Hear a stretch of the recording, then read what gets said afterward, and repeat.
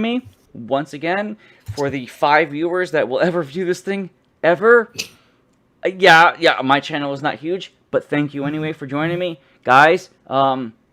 Heads up, my thumb is dead because this is blood. This is a thumb because I have sliced the motherfucker and it hurts like a bitch. Anyway, that aside, I have pressure on it like a motherfucker. So if I wince once in a while, it's because of pain. Okay? Other than that's all of the upkeep. That's all of the what do you call housekeeping? All the housekeeping aside.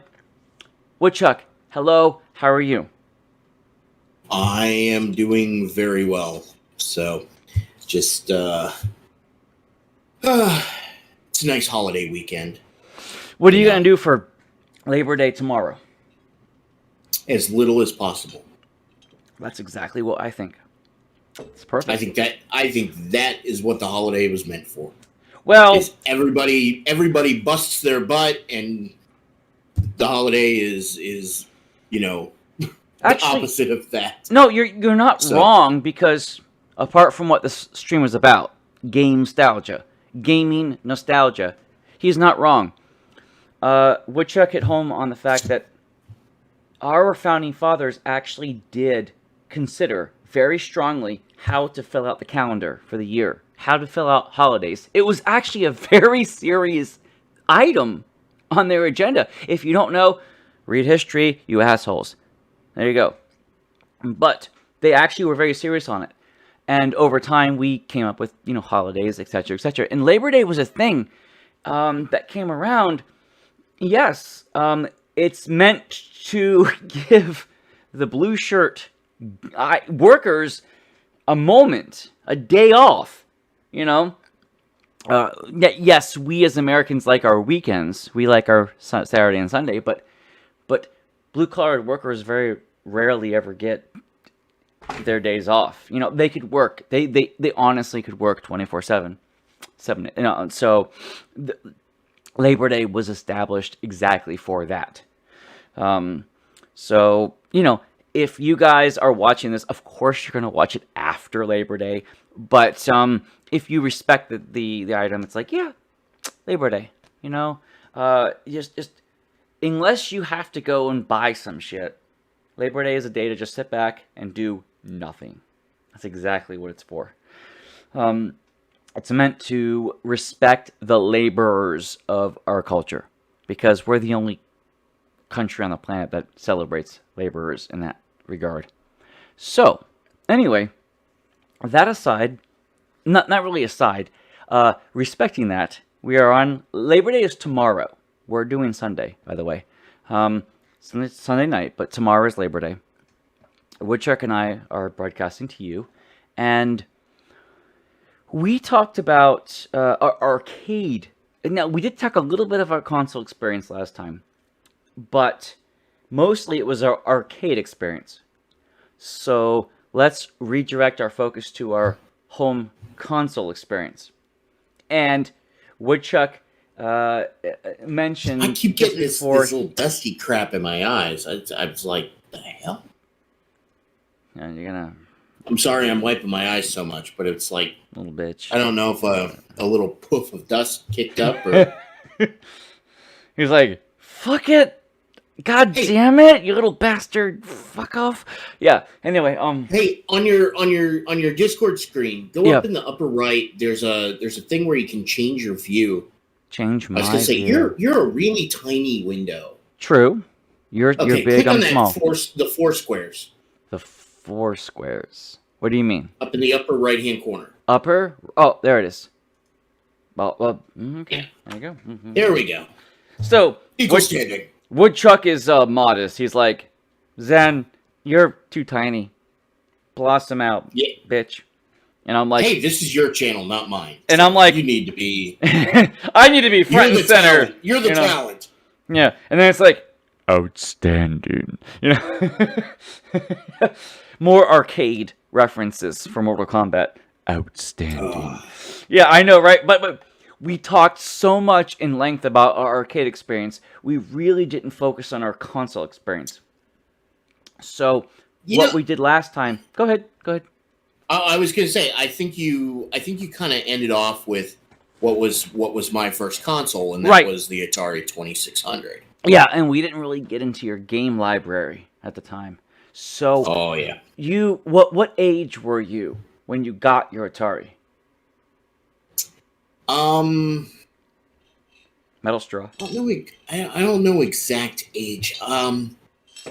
But I was in second or third grade when I Well, got basically, my own personal Atari. what that Um, means is whatever grade you're in, add 5 years. So, third grade, 8 years old.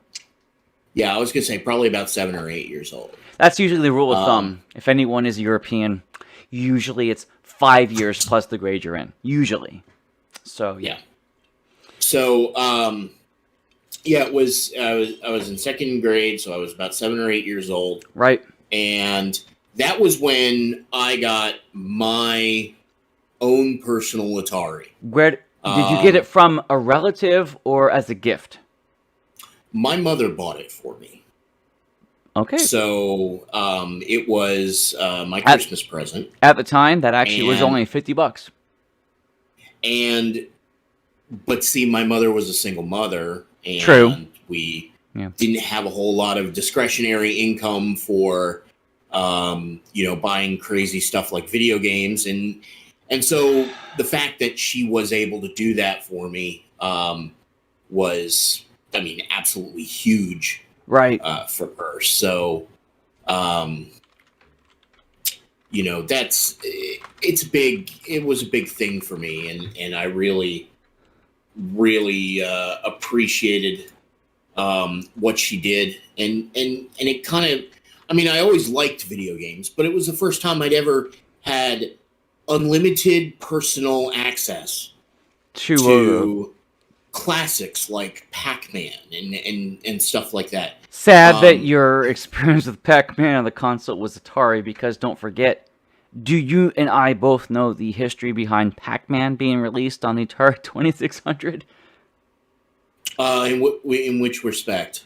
I'm That sorry. Pac-Man was a push game where they created a prototype, and the prototype worked, but the head honcho said, "Perfect, release it."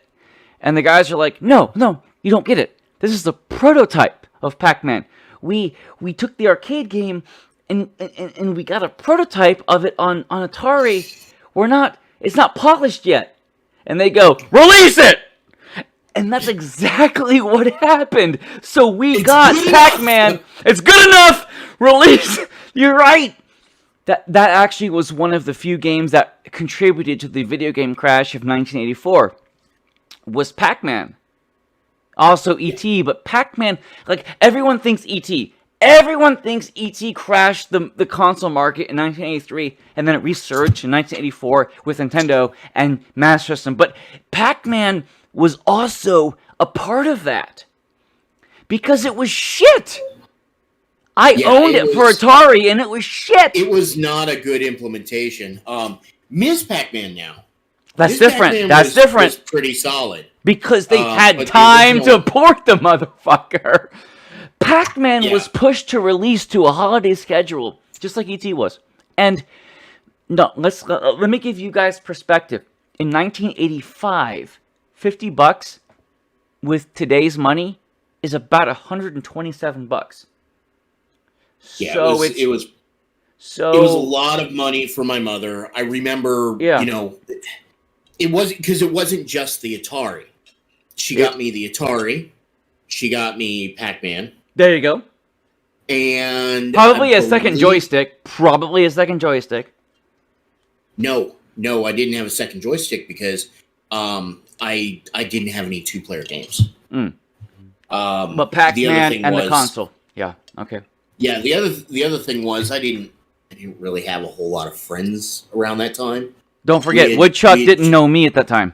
Okay, he didn't know No, me until like 11 years later. Okay, so no. yes, Plus we had just moved to Florida from Ohio, so it was, it wasn't I didn't really know a whole lot of people yet, So and of course, even then, when I was that age, I think I only knew about 2 or 3 people in that neighborhood yeah, because my you mom knew that quit. one woman, that one girl that we talked to, Lauren, whatever her name was.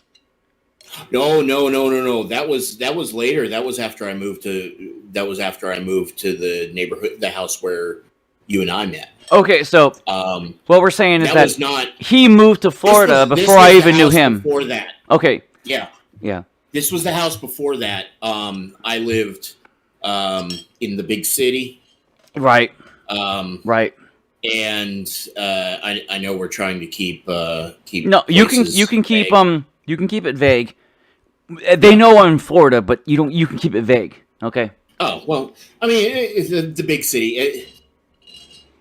Central Florida. It was, Yeah, I that's what they used to know. live in So you can keep it Orlando. there. Yeah, yeah. Yeah. So when you and I moved, when I moved to the area where you and I met for the first time, That was middle that school, was by that the was way. the house before this. I was in 6th grade. He was in 7th grade. Yeah. Hmm. So, Yep. um, So anyway, the point is that $50 in 1985 is about 127 today, which, it's a little just under a three times. So consider yeah, and I that. think the games were what were they 29.99 Actually, I you're mean, they not were. wrong. They were about Yeah. $30 at the time. And don't forget the console was $50 and the games themselves were 30. Like Yeah. I don't know how you guys can envision this, but today in the market where you have Xbox 4, it's not Xbox 4, it's Xbox One X, you asshole. Fuck you, it's Xbox 4. It's Xbox 4 and it's PlayStation 4. Those Well, consoles, it's Xbox Series X. I think is the newest one. which is the fourth iteration. That's my point. And It's the like fourth iteration, and Xbox 360, no, then it was Xbox One, and then it was Xbox One X, Xbox One, One Xbox X, One S, and and then the then next one. the Xbox One S wasn't a new revision though. It was just a goosed up Xbox One. Right, but the one after that is the current gen. Is the current one, yeah. For the So time of yeah, this that's broadcast, the next one after Xbox One S is the current gen for this broadcast. Okay, yeah. and as you can see, Woodchuck and me, Zen, we don't follow modern consoles. um, I stopped following modern console. I mean, I do have a Switch, yeah, but but I that's have a Switch. But I have a Switch because I really enjoy just kind of futzing around on stuff, and there's some games that I play on there. Um, I have it also for the benefit of my other family members. My brother, my and you younger live with them. nephew. You live with them. Yeah, yeah. I live with my brother. But my Wait, brother, I've never met your my brother. young, huh? I've never met him. Your brother. I thought you had. He would have been pretty young, so he kind of wouldn't have Now been in our circle of friends, so to he speak. wasn't. He wasn't. Now I know that this is off rail, guys. Sorry, but Ian's. This is new information to me. I never knew Woodchuck had a brother that I didn't know about. What? I knew your sister, and you, Yeah. and me. I never knew you had a brother Huh. because I I never. Anyway, I'm sorry, but I'm flabbergasted. This is new information to me. Woodchuck goes, Well, he would have been fuck? about 5 or 6 when we graduated high school. And that So is why I never knew him, because I'm 15 years older than my brother. that's why. So That's I'm why. I'm a product of a first marriage, Yep. and then my Well, mother remarried. only if you want to share And this information. But go ahead. no, it's fine. I'm a product of a first marriage. My sorry, I'm itching my leg here. I do the same Um, thing. Well, I have a nice My sweatshirt. my temple right here itches all the time. So yeah, you see me see me doing this? Same thing. Right. Yeah. Okay. But I have 10 years on my sister and 15 on my brother. Right. So I knew his sister, but never knew his brother. yeah. Because his, like, wow. We used to hang out together all the time, and so occasionally, sister would get in the way. It's like Him and his sister, I'm not going to mention her by name, but let's just call her, make up a name for your sister. A. Okay, so A. Woodchuck's sister, A, she was young, like really young. Like, here we are. Woodchuck, Zen, playing his Master System, right? No, I had a Genesis. Yeah, okay, Genesis. We're playing that, and here comes A into his room because his mother told Woodchuck to let her into his room, so we couldn't stop her from entering.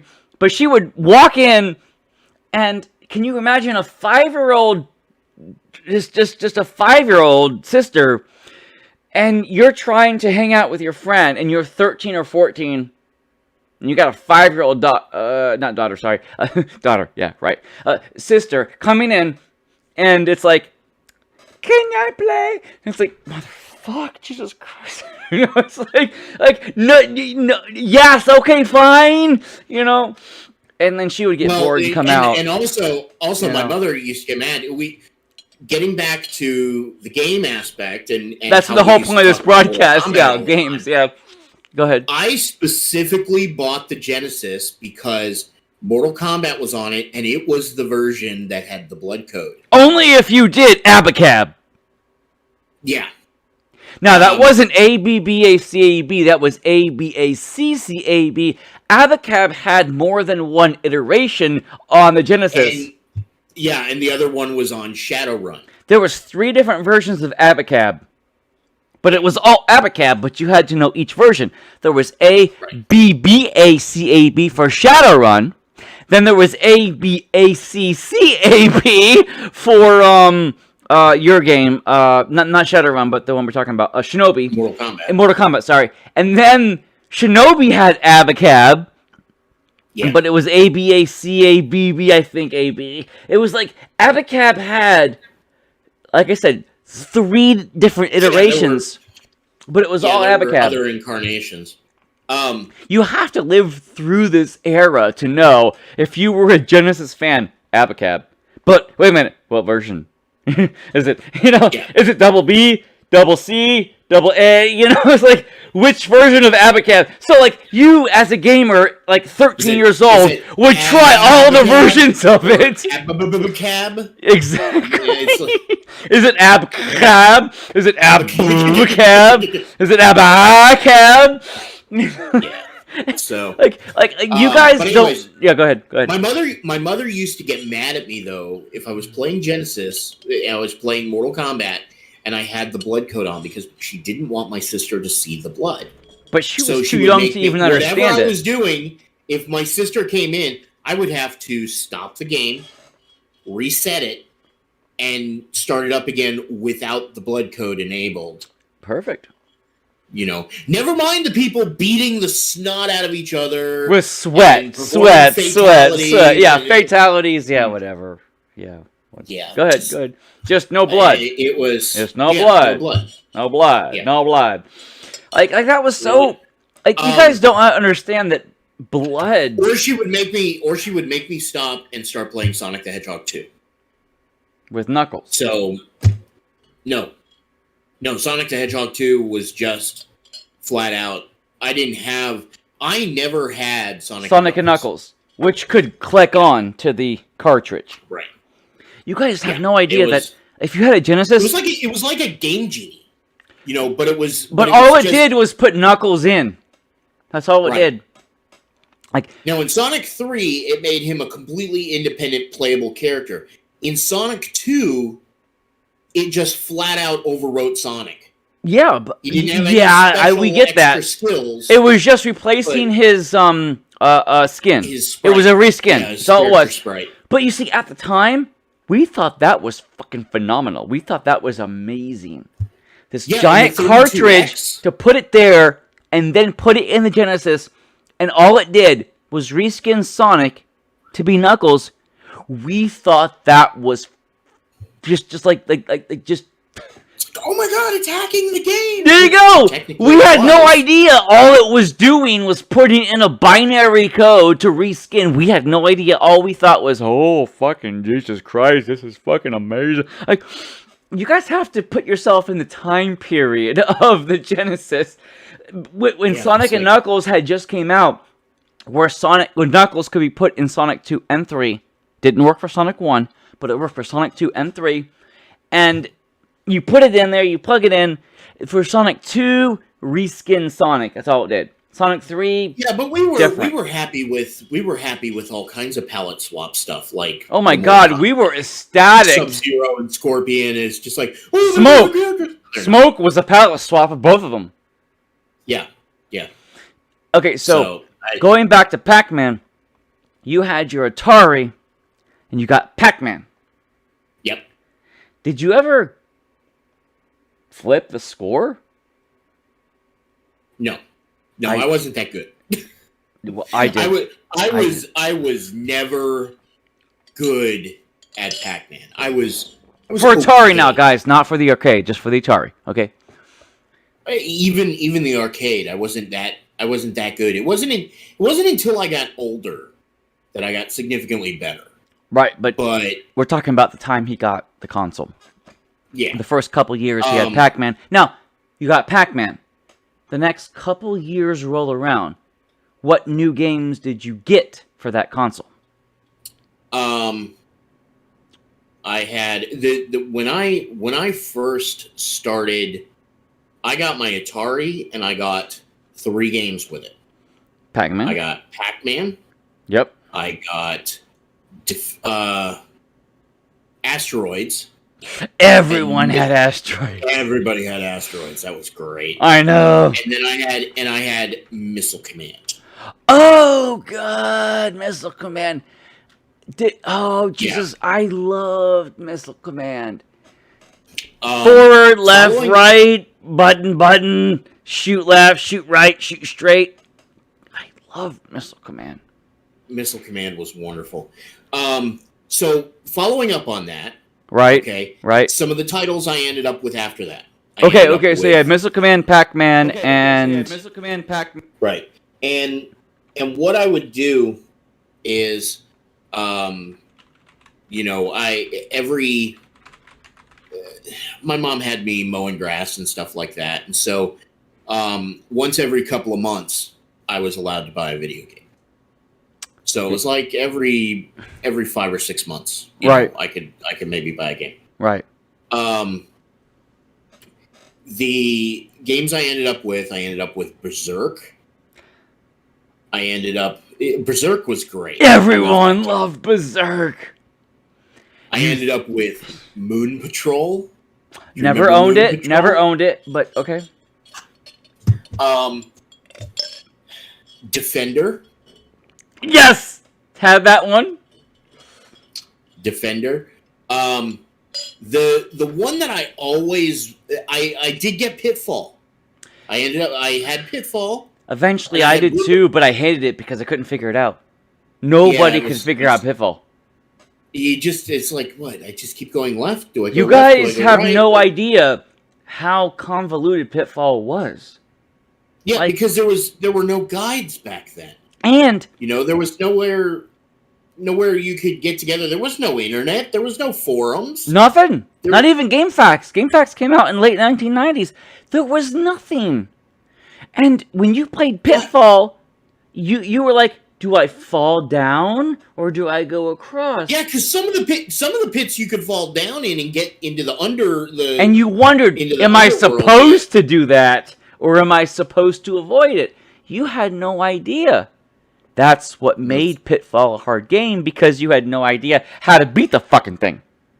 And the damn hitboxes on the alligators. You could never figure out like where did because the hitbox was sort of, it was like a little off center.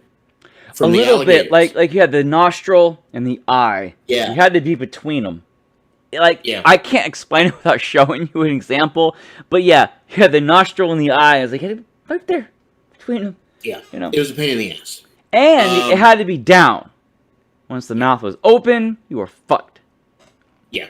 Yeah. You were screwed. Pitfall was a game that you guys, for the younger generation, you guys really don't have an idea of how hard Pitfall really was. Like, we would play it. I owned it too.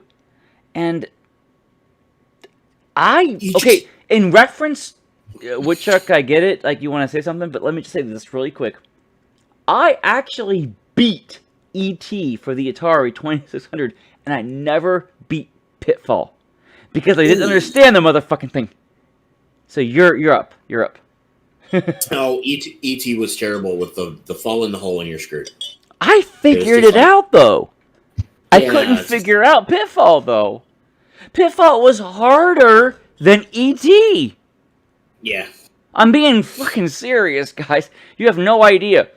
Pitfall was the most convoluted game you ever could buy. Yes, it was fun. Jumping. Like, you would have fun, but you wouldn't know what the fuck you were doing. You jump on the vine. I love that sound effect. Yeah.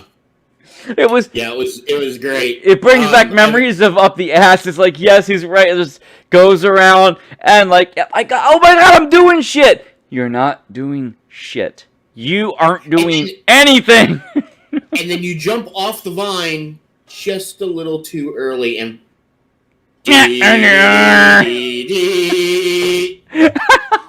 Atari was the king of that music sting. Yeah. The sting of you fucked up. Of the whole thing. They also did the I know that you guys don't know, but there was a bunch of Atari games that also did dun dun dun dun dun. That also music sting was apparent in many Atari games too. And that was popularized by Roberta Williams in Sierra with her King's Quest series, but it translated into Atari. We aren't here to talk about Roberta Williams, but she is really the founder of a ton of games back in 1984. You guys, if you're watching this broadcast, even later in life, you watch my podcast here with Woodchuck and myself, look up Roberta Williams. Her husband bought a computer, and she usurped the motherfucking thing. She took it and said, this bitch is mine. And not only was it mine, I'm going to learn how to program for this thing. Like, hasn't been a woman alive before or since who had that entrepreneur spirit of her. And it was like, you're just the queen of modern just point-and-click adventure games because that was her. That was her. I have nothing but respect for her. But anyway, different podcast, different time. Just saying, she is a queen. She's a queen of modern. But that leads into how many cool PC games were there that it was like a miracle if anything came out on Atari that was similar, because I just remember even with an original like IBM 8086 PC. Oh god, I love the 8086. There you go. Keep going. My uncle had one, and when I had the opportunity to actually be over at my uncle's house, which was a rarity, it was maybe only once or twice a year. Gotcha. I loved spending time on the PC, and that was where I got. That was where all of the a lot of. Yeah, that was where I started learning things like, what is DOS type commands. Yeah, and it was like back in the days of, even with DOS, there was no hard drive, so you had the big 5 1/4 floppy. You'd have to stick in the DOS disk, load DOS, pull out the floppy, put in the game floppy. Now you could run the game. Woodchuck, let me just stop because I'm laughing like crazy. You're so goddamn correct. Many computers at the time didn't actually fucking have hard drives, and you had to load the goddamn disc. Yeah. Keep going, keep going, keep going, keep going. And then this is the same guy that, you know, once things progressed beyond the 86, got into the 286, 386. Because my uncle was a doctor, so he always had the best stuff. Because he got the money. He had enough money to buy the newest, nicest stuff. So of course, you know, that was where I encountered X-Wing for the first time. X-Wing! He had, wonder of all wonders, a CD-ROM drive. 2X! By the way. 1X. Still cool! Back in the day. and the thing was, it didn't even have, like, the normal CD-ROM drives had the, you know, it has the tray that comes out. You sit the disc in the tray. Yep. Tray goes back. No. Cartridge. You have to open the cartridge, put in the disc, close the cartridge, slide the cartridge in, and it, like, loaded in like a cassette tape. And that's actually a very that's actually a very obsolete kind of thing, because what you're describing is a drive that was out even when it was in, because that actually only lasted about a year. Yeah, they didn't end up being popular, and they were a year back in like 1987. A year, like things were progressing so fast in the 80s. You guys have no idea. Okay, go ahead. Good. But yeah, I ended up that was where I ended up playing X-Wing for the first time. Was on that. So it wasn't. I'd say probably the reason I ended up being more friendly with arcade machines and stuff than consoles was I didn't, you know, my family didn't let me buy a ton of consoles. The only way I ended up with a console was if it was a gift. You have the Atari, then you have the Genesis. Yeah, I had my Atari. Now the Genesis I did buy on my own. How did you get the money for that? Mowing lawns? It was a lot of allowance saving up. Yeah. But it was I also had, you know, between that, of course, I had the NES. You did? Because I never knew you had a NES. Yeah, a NES. But you never shared. All the times that we don't you remember all the times that we sat there and you basically walked me through Metal Gear? Yes! Oh! God, you just pulled my brain's locking key out. Oh my God. Yep. He's not wrong. I was on the phone with him for like 2 hours because I knew Metal Gear and he didn't. I was just talking him through it like I was his Nintendo hotline for that game. Yeah, and you keep referencing Shinobi, but remember, Shinobi was on the NES. Shinobi wasn't originally on the NES. Shinobi was a Master System game. Right. Shinobi. But it was, now, guys. It was one of those ones in the weird shaped Tengen cartridge. Oh God, I love Tengen. Tengen. They had the black cartridge with the like sloped front. Guys, Tengen made it so many illegal cartridges of games. If you can find them, they're valuable. Because Tengen was a company that just like did shit and ran with it. Like Pac-Man was a Tengen game. Tetris was a Tengen game.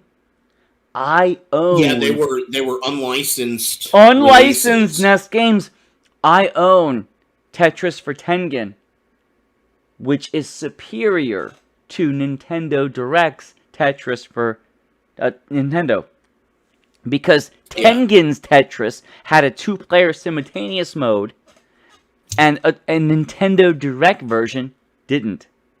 You see, like, if you bought the original Tetris from Tengen, you had a superior version.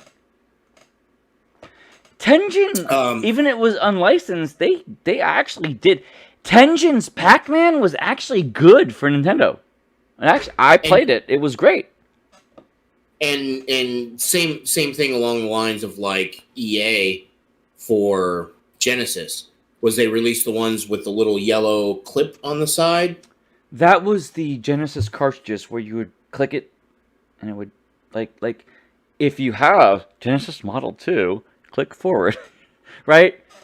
Like the whole thing. I don't remember. It had this little yellow clip in the side of the cartridge. That was forward switch or back switch. Yeah. I don't remember it having a switch. Well, the yellow thing was a toggle, right? Okay. I don't think so. Okay, I'm wrong. I thought it was just a clip. It was because the problem was with these unlicensed cartridges is they patented like the design of a Genesis or a Nintendo cartridge. That design was copyrighted to Nintendo. Correct. So they had to come out with a new design cartridge. A compatible design. That was compatible but didn't look like a Nintendo cartridge. Because you couldn't... That was legal. And that's why they were also... Yeah. Right, that's why they were also black, is you couldn't copy anything they had. Identify them as a genuine Nintendo-approved product or something like that. That was back in the Wild West of console gaming. Yeah, so, I did have a Nintendo, but once again, it was a gift from my uncle. And you didn't have many games for it. Actually, I had a fair amount. He started me out with like 10. 10? That's, so, okay, that was a huge Christmas present. Guys, you don't understand. 10 games for the NES was huge. Like, yeah, it was like 600. That was exactly. That was like 3 years worth of birthdays and Christmas gifts combined. Like, I'm gonna tell you. You want to get back to Atari. Okay. Yeah. No, I'm just saying you want to get back to nostalgia aspect. That's what this whole broadcast is about. The nostalgia of us owning our consoles. Yes. Right. The first game that that was ever a save feature, Legend of Zelda. For you, you could finally, and that was the first time I'd ever encountered beyond a PC. PC. Yeah, of course. PC writes to the hard drive, but this was the first time there was a save game on a console, and I was sitting there going, "Huh? Save. What?" And so that was when I ran into. I was like every kid, where I would just stick the game in the console, and I'd start trying to whack my way through the game. Manual? What's that? Nobody reads the manual. Actually, that's not true. Everybody read the manual back then. Well, back then. But I mean, not because that's all the information you had on the game was the manual. But not the first time you played the game. You started playing it, and it was like... Okay, Woodchecker's right. Where's the very first time you played the game, you didn't read the manual, but... You did eventually, because that was your only window, right? Now, then I started. So I tried to. I got Legend of Zelda with my Nintendo. Yes, everyone loves that game, and couldn't start it. I couldn't get past the concept of registering a character. Did not compute. I could. Okay, I'm laughing, but he's not actually kind of wrong. What the hell am I supposed to be doing? The fuck is this shit? Start. Nothing worked, and I'm sitting there going, "The hell is registration mode?"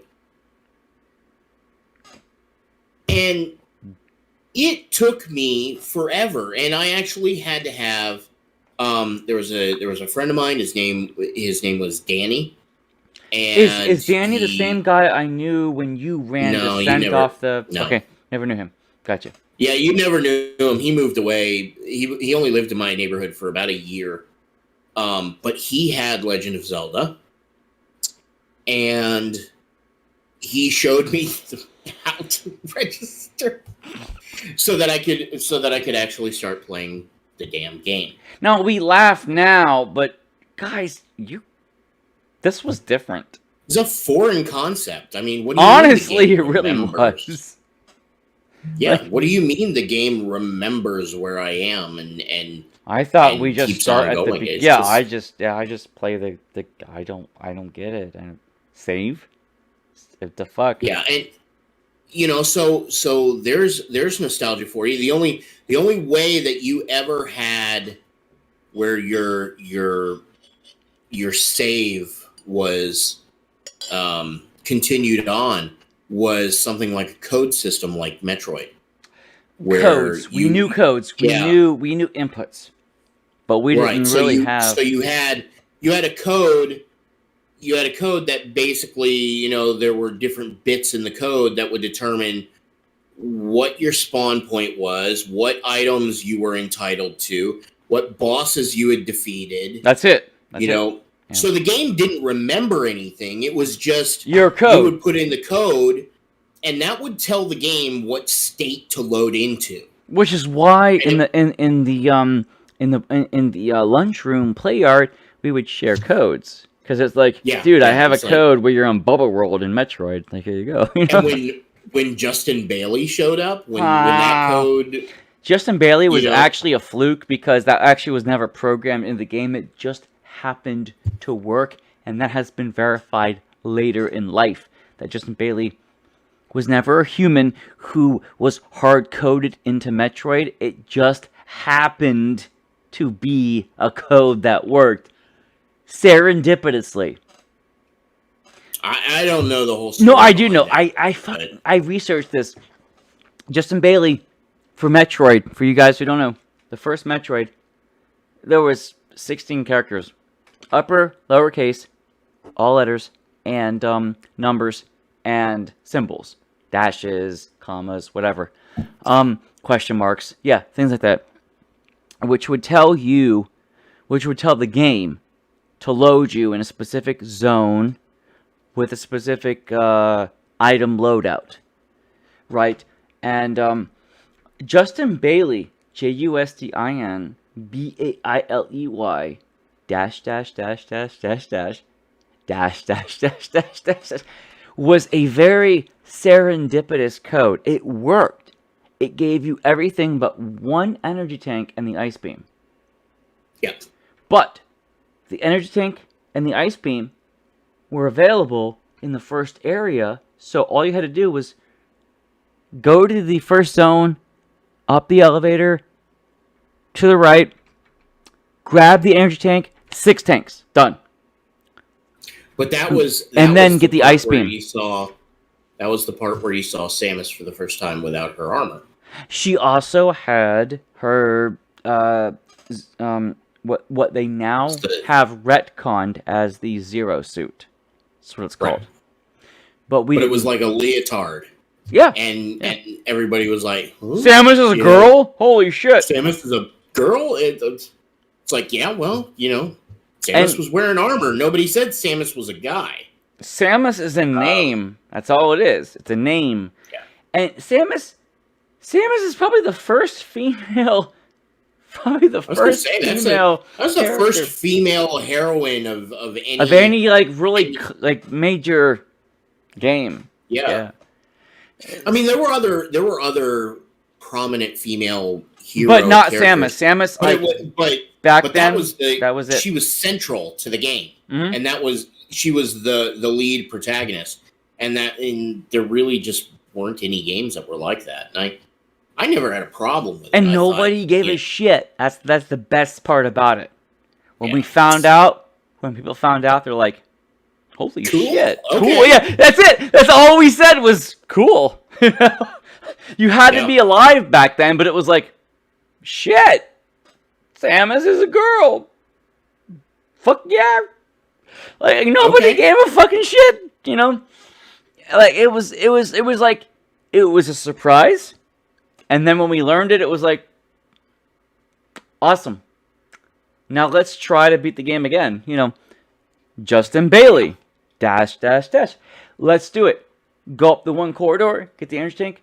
Go up the next corridor, get the ice beam, beat the game. Yeah. Everyone knew Justin Bailey at the time. And then there was Mega Man with the grid system. Mega Man had you put the it wasn't I think it was Mega Man 2 was when they introduced the save system, because you could put the red and the blue pips in the grid, and that would tell you what bosses you had defeated and right. things like that. Right.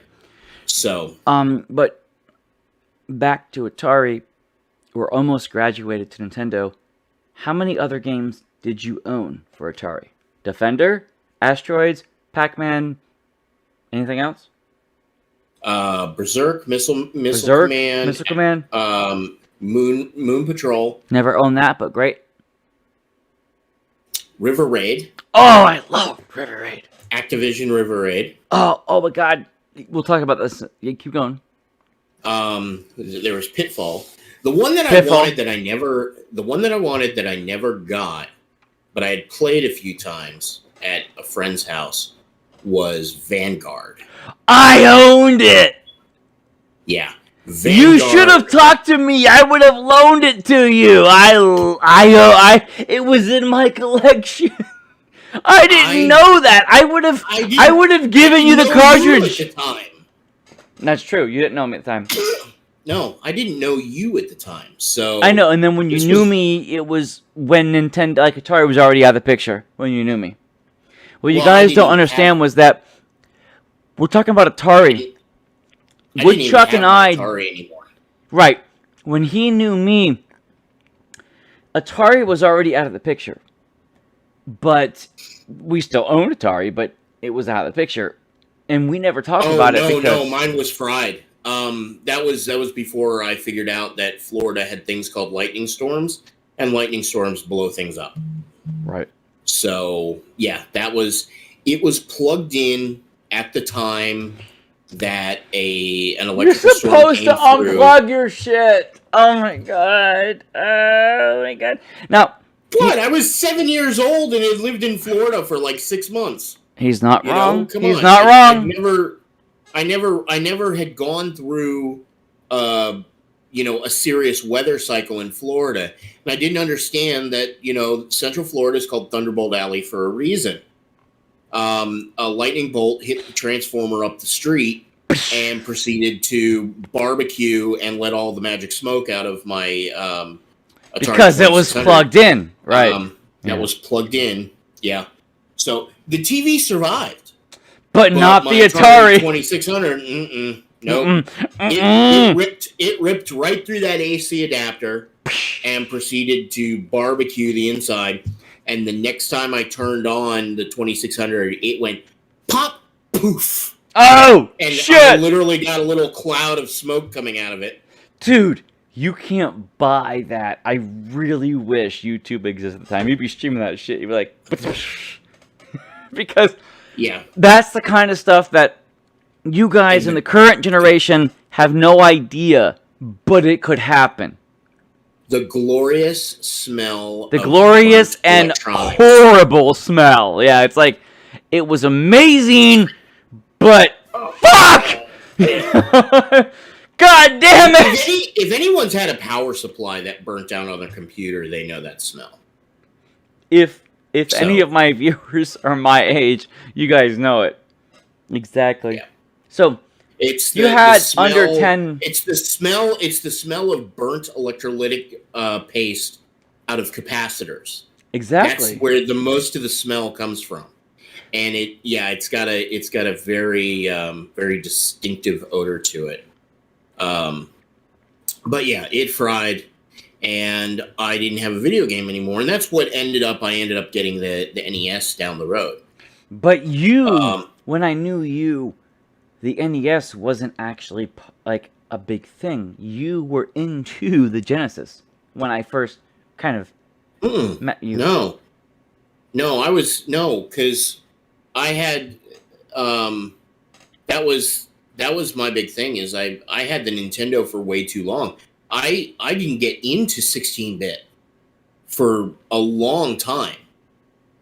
That was everybody else had the Super Nintendo, Yeah. and they had the some people had the Genesis, and I felt so behind the curve. So did I. Because I kept my NES for so long. But don't forget, the last games for the NES actually came out in 1995. Yeah. Which was a couple years after SNES actually debuted. So they were still making games for the NES after SNES came out. The problem that I had with the transition was they never came out with an adapter to play NES games in SNES. And I always wanted it to happen. And what I don't know, what I didn't know then that I do know now was that the hardware is different to the point where even if you came up with the pin connector like adapter for it, then the SNES couldn't play NES games because it didn't have the BIOS. Right, and that's where the Super Game Boy was such a big change, is because literally they designed the Super Game Boy cartridge of being a Game Boy in a cartridge, and the only thing it fed the NES just didn't have a video output. Was an output signal.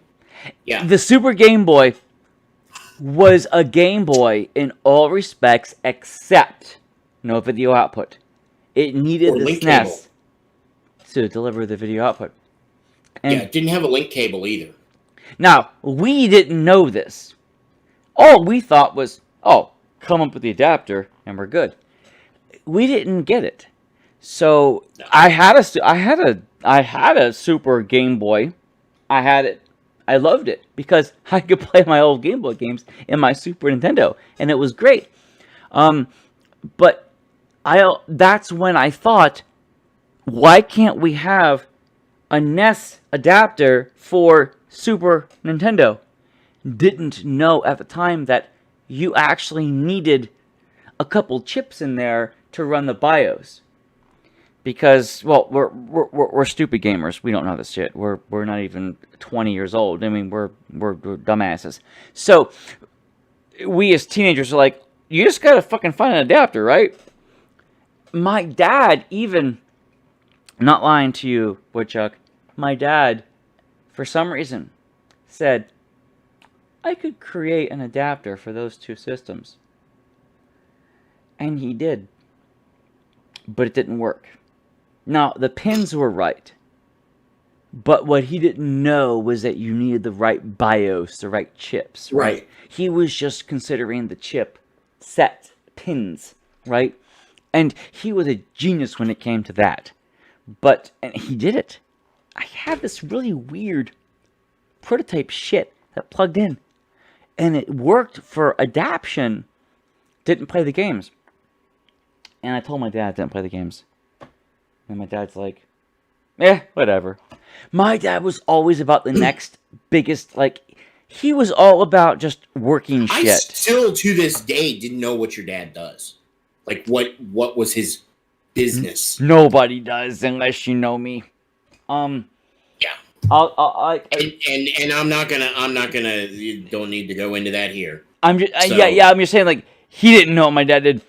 No, I know what he did. But back then, I didn't know what he did either. But he was smart enough to make this adapter. It didn't work. The pins worked. The identity pins worked. Matching up pins to pins.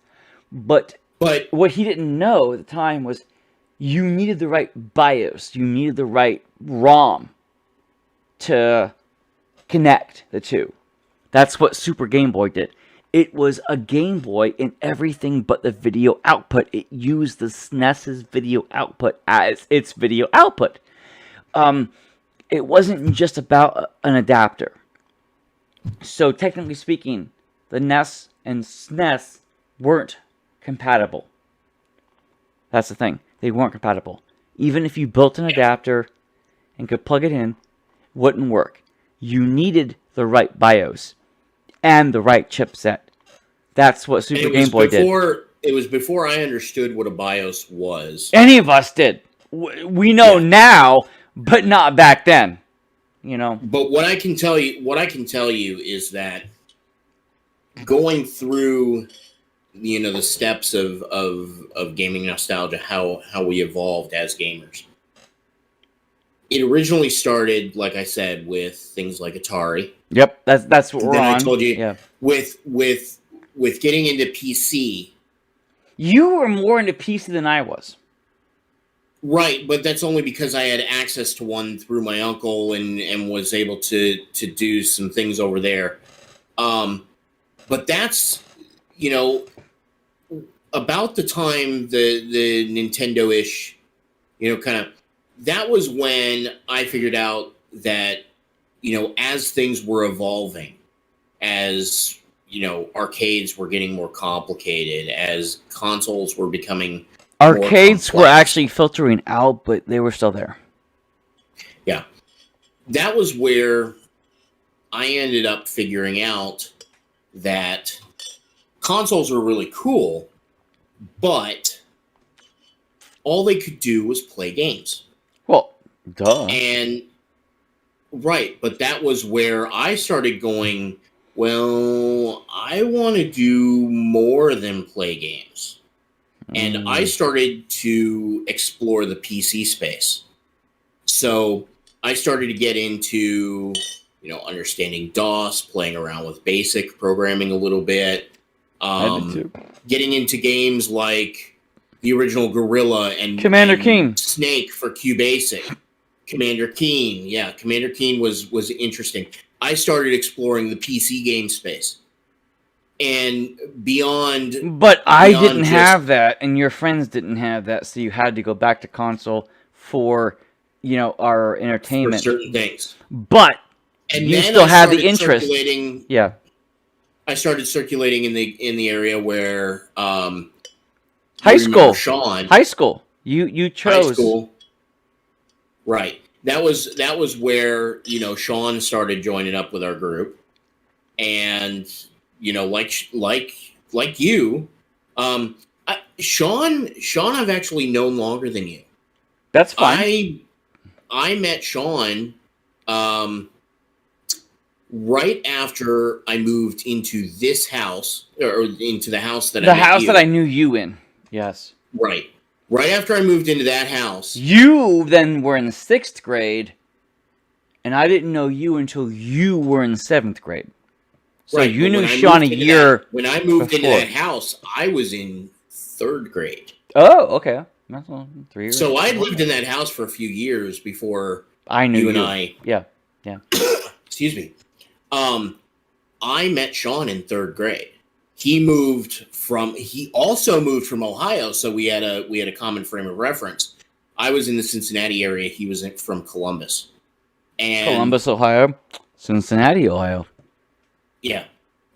So the teacher sat him down next to me in his assigned seat. There you go. And that was it. We just kind of hit it off. Sean was much more into the PC stuff. And that's when you got into the PC stuff. Right. I started getting into PCs and I started getting into electronics. And I want to tell you guys in my stream here that I wasn't into the PC like Woodchuck was. Yeah. I definitely, I didn't get into computers until I was an adult.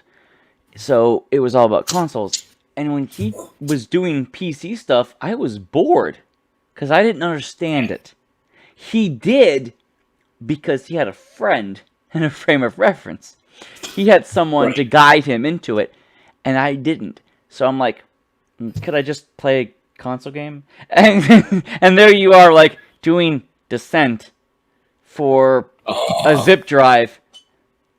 Yeah, that was where we started coming up with. That was your birthday party or some shit. I was at your house, and Sean was there, and you and Sean were trying to get Descent. If you guys don't know Descent, two PCs with a null modem cable. Yes, and they're trying to get Descent to work on a zip drive, and I'm playing his Genesis, and I'm just playing this shit, and I'm looking over at him. Yeah, it's just.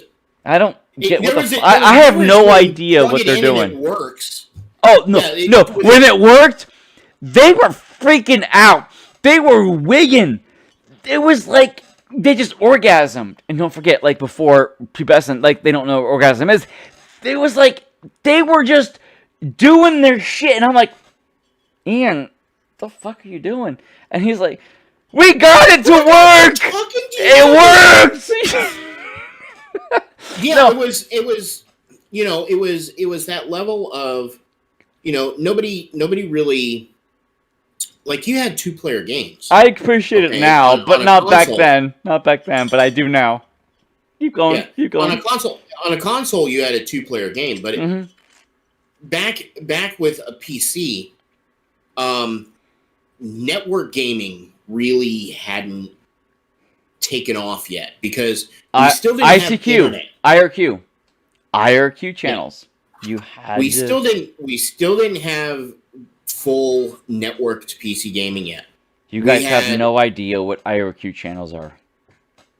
We used to come home after school, and the thing was great because if you want to play multiplayer gaming with a console, you had to go to your friend's house or your friend had to come to your house. One of you had to have the game. Mm-hmm. And no, back in the day, games did have clone versions, but they don't have them anymore. Yep. Like Clone Diablo. But now you don't have to be anywhere in the same country as your friend that's playing a game with you. Yes, but back then you had to be in the same goddamn room. And that was when we started doing the modem. Yes. And it wasn't even internet yet. No. LAN, LAN, local area network, LAN. Well, we hadn't even gotten to that point yet. We were still dealing with a modem. So when I would play Descent with Sean, my computer would direct dial the modem on his computer, and his computer, he had to tell Descent, await incoming call. Is that what you were doing when I was playing your Genesis? Oh, I appreciate it so much more now. Yeah. So with a null modem, it would just boom. Once it connected, it was good. It was running over a cable. But then when he had his PC at his house and my PC at my house, we would direct dial over a telephone line. That was a thing. You had to direct dial, guys. You had to ICP connect. You had to have the IP address. You dialed it in. No, connected. We weren't even IP yet. Well, that's what I know of. With World of Warcraft 2, you IP connected. Right, but IP connecting, that was internet protocol. That was after the internet had become a thing. Okay. So he's not wrong. So what you were He's doing, 3 years before that. Yeah, well, what we were doing was, I would tell it was ATDT. So the AT was a modem command. So you would do ATDT and their phone number, and that would tell the modem pick up. The AT was the modem command for ready. I believe it was attention. I get that. So AT.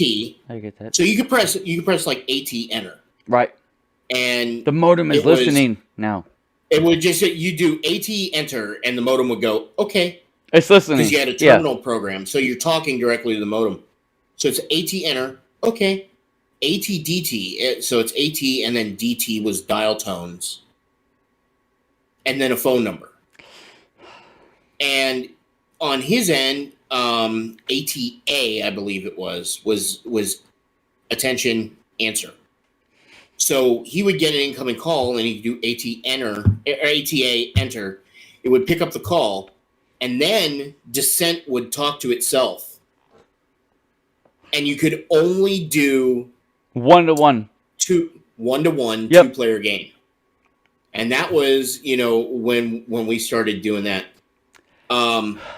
You guys have no idea how much I'm respecting the fact. Like, now, as Woodchuck explains this to me.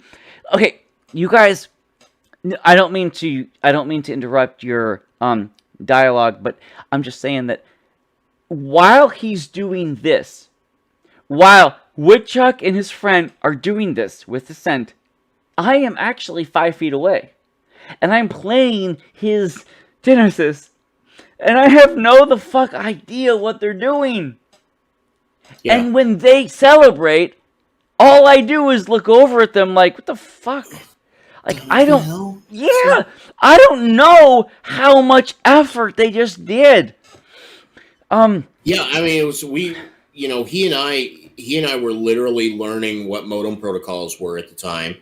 X on, X off, different compressions, all kinds of stuff, and we were just figuring all this out, literally with like modem manuals and trying. Oh, it was a pain in the ass. When we finally got it working, And you celebrated, and I was like, what the fuck? it was so cool because Descent was such a neat game. It was actually Descent was And the game of the decade at the time. which by the way, I have its spiritual successor in the VR. Descent 2? It's the same people that developed Descent for Interplay Oh, okay. went and did a VR version. But Interplay is defunct now. Yeah, Interplay's Defunct. Just say it. It's defunct. yeah, defunct. I'm trying to remember what it's called. I don't know. But it no is idea. it is a spiritual successor to Descent, and but that was when we started getting into doing all these different things and playing all these games that were now starting to get really interesting because they had multiplayer deathmatch. So that was the Duke Nukem, Descent, Doom 2, Doom 3. Well, no, Doom 3 wasn't for quite a while. Not yeah. I was gonna Quake. actually interject that. Yeah. Quake. Remember Quake? Everyone but- remembers Quake. But the reason I stayed focused on the PC more than the console, not that I didn't enjoy the console, was that the PC got really interesting stuff, and it was always on that bleeding edge. Now, And admittedly, there was a cost to that. right. But a PC equipment was expensive. But it was also one of those shit, things yeah, where it was. I started learning how to play PC games, but then I also started learning how to build the PC to play them. So, oh, hello. Oh, you got a pet? Yeah. Java's deciding whether or not she wants to come up here. That's okay. Don't force her. But if she wants to, go ahead. She'll come up in her own time. Now, Interplay and THQ are kind of like linked together. For the modern era, if you're following. Yeah, I was gonna say I don't know the standard on that one. I was trying to see if I could. I didn't know if I still have the. Well, there's start with. Ah, there it is. The game is called Sublevel 0. Oh. Yeah, but it is the spiritual successor to Descent, Right. and it's on the Oculus. Okay, but we are derailing from console to PC again, but that's actually, to be fair, that's not unheard of because there it is. There's a cat. There it is. Yep. That's just it's not actually unheard of because for gaming at the time, 80s, early 90s, many of us really were trans platform. The whole console war didn't happen till like the mid 90s, right? Well, With that was Super the- Nintendo and Genesis, but not so much for Nintendo and Master System. No, they didn't really. There were some interesting things there, and some competition, but it hadn't burst forth into a full war like you have these days. It wasn't a war because the society had moved from Atari, and then Nintendo was picking up the scraps of that, and Master System was picking up the scraps of that as well. The thing is, Master System actually was more popular in Europe, Brazil, and Japan, but Nintendo was more popular in America. Right. So we, as Americans, would like, yeah, Nintendo. Master System, okay, it was there. Whatever, right? Although you went Super Nintendo, I went Genesis. Yes. I went Sega. And I will say, I was very frustrated because there were so few people that had Sega Genesis. Well, don't forget, Genesis did not have RPGs except Phantasy Star. Right.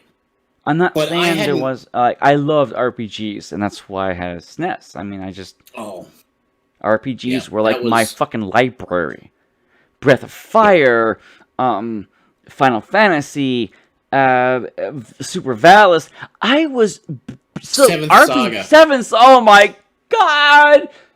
Oh my god, okay. Are we gonna skip the Nintendo and go right to Super Nintendo? No, we can't do that. Not yet. But no, Seventh Saga was our thing. That was our jam. But no, we have to go back. Okay, so Graphics. past Atari, but before SNES was NES.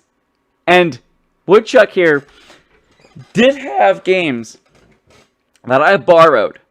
I borrowed his games, and I have to share the story of Shinobi. I'm sorry, Woodchuck, I gotta do this. We gotta share the Shinobi story. It's not even fun, but it's like for me it's fun. It was just, he loaned me Shinobi for Nintendo, and I was playing it, and and to be honest, it was actually kind of a hard game. Just being honest. Oh, it's an incredibly hard game. For Nintendo, it was tough. It was, and at the time, it wasn't Ninja Gaiden tough. No, it was not. It was not Ninja Gaiden tough. It was like below Ninja Gaiden. So you could play it, but there were some levels where you were like, "The fuck am I doing?" And that's when I was confused, because there were a few levels where I'm like, okay, here I am, shooting. And then, see, Woodchuck there, he was really into Shinobi. He had Shinobi for Master System, Nintendo, Genesis, and Game Gear.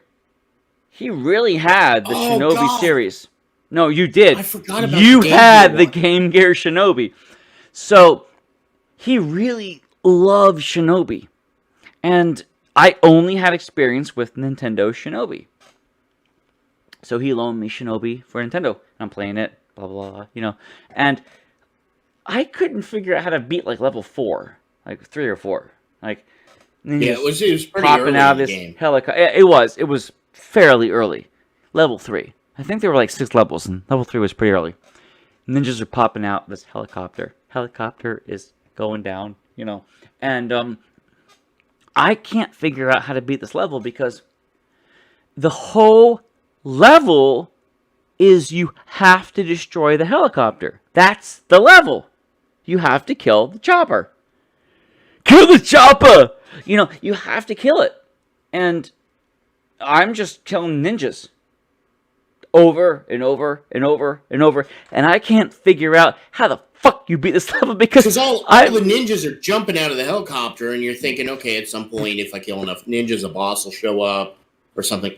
Exactly. You didn't realize the helicopter was the boss. I had no idea. The helicopter, the chopper, was the boss. I had no idea. The helicopter itself is the boss. Go ahead. Never mind the fact that this had to be the biggest helicopter in existence with all the ninjas that were hiding inside of it. Yeah. Unlimited supply of ninjas jumping out of this helicopter. We don't talk about realism. We don't talk about realism here. No realism here. It was the ninja. Yeah. was a portal to another dimension where all the ninjas are kept. Yeah, like you could literally shoot all the ninjas for 1,000 hours, and it would never end. Ninjas would keep flowing out of this helicopter. I thought, although by kill that enough time ninjas. you might accidentally. Go ahead. Oh, I was gonna say by that time you might accidentally do what actually had to be done. Right. And that's what I'm getting at. I'm like, I've killed 30 ninjas and I'm dying, and my continues are dead. My extra lives are dead. No, at the time I had a joke. Extra mans. All my mans are gone, and I have no idea what the fuck I'm supposed to do. Now, I call Woodchuck. I call him. It's not really funny to you guys, but like in situational, it's hilarious because like I'm like Woodchuck knows he would enter my house. We would go to the laundry room. Remember, turn left all the way down on the right. Like I'm in that room, all the way down on the right. I'm in the laundry room, and I'm like, and there was a phone there. I'm like, I gotta call Woodchuck because I'm borrowing this game from him, and what the fuck am I supposed to do? So I call him up, you know, fucking, and like, he picks up. I didn't get his mom or his stepdad. I get him, and he's like, Zen, what's up? I'm like, Woodchuck, I'm having problems, and he goes, dude, I can't really talk. I have no idea what his social situation is at the time. No idea. I do. I can tell you exactly what I was doing. Okay, so we'll actually pair that up. So I have no idea what's going on in his life at the moment. But I'm like, how the hell do you get the chopper at level 3?